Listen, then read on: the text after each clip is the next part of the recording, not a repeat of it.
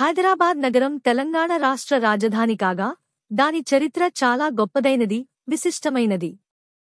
1591లో ముహమ్మద్ కులీ కుతుబ్ షాహీ అనే కుతుబ్ షాహీ వంశాధిపతి ఈ నగరాన్ని స్థాపించాడు. అప్పట్లో గోల్కొండ రాజధానిగా ఉండేది, కానీ జనాభా పెరగడం, నీటి కొరత వంటి సమస్యల కారణంగా కొత్త రాజధానిగా హైదరాబాద్ను అభివృద్ధి చేశారు.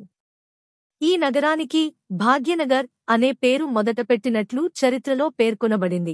అది ముహమ్మద్ కులీ కుతుబ్ షాహీ ప్రేమించిన భాగమతి పేరుని ఆధారంగా ఏర్పడిందని భావించబడుతుంది.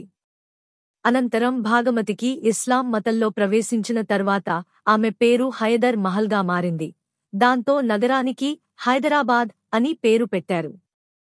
కుతుబ్ షాహీలు హైదరాబాద్ను కళ, సాంస్కృతిక, వాణిజ్య కేంద్రంగా అభివృద్ధి చేశారు. 1687లో మొఘల్ చక్రవర్తి ఔరంగజేబ్ గోల్కొండను స్వాధీనం చేసుకున్న తర్వాత హైదరాబాద్ మొఘల్ అధికారంలోకి వెళ్ళింది. అనంతరం 1724లో ఆసఫ్ జాహీ వంశాధిపతి మిర్ ఖుర్రం అలియాస్ నిజాముల్ ముల్క్ ఆసఫ్ జాహ్ ఈ ప్రాంతాన్ని స్వతంత్రంగా పాలించడం ప్రారంభించాడు. నిజాముల పరిపాలనలో హైదరాబాద్ మరింత అభివృద్ధి చెందింది. బ్రిటిష్ కాలంలోనూ ఇది ఒక ముఖ్యమైన రాజకీయ, వాణిజ్య కేంద్రంగా నిలిచింది.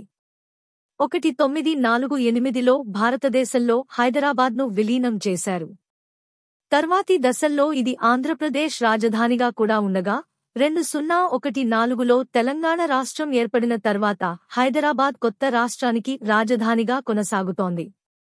ఈ నగరం నేటికీ తన చారిత్రక వారసత్వాన్ని, సాంకేతిక అభివృద్ధిని సమపాళ్లలో మోయుతూ భారతదేశంలోని ప్రముఖ మెట్రో నగరాలలో ఒకటిగా ఎదిగింది.